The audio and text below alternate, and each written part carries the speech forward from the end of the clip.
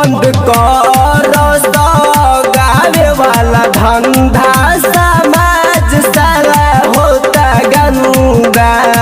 बंद कर गावे वाला धंधा समाज सारा होता गंदा।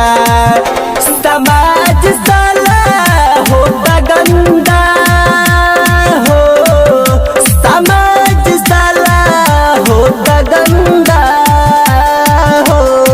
बंद कर गावे वाला धंधा समाज सारा होता गंदा।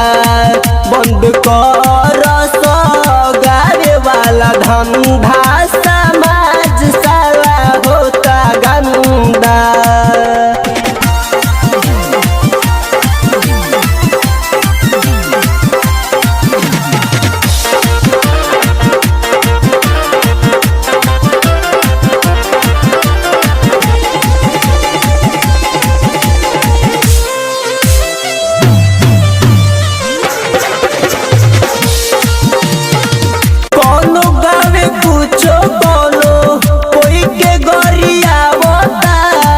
भोजपुरी भाषा के मिट्टी में मिलावता।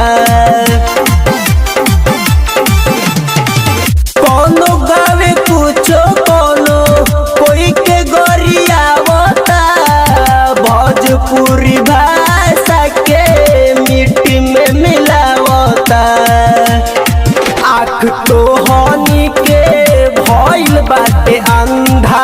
समाज सारा होता गंदा।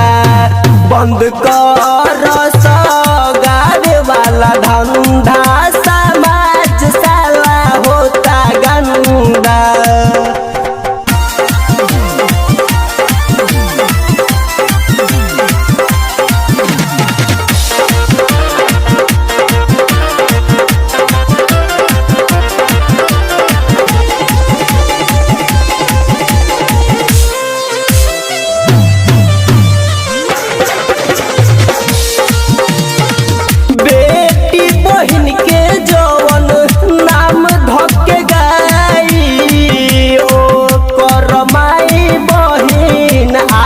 से तराई शिव सुहाना बात देत बताई। कोइले चाइलेंज सौरभ छोटन भाई। राइटर सूरज बात लिखे नहीं गंदा। समाज सारा होता गंदा। बंद कर गावे वाला धंधा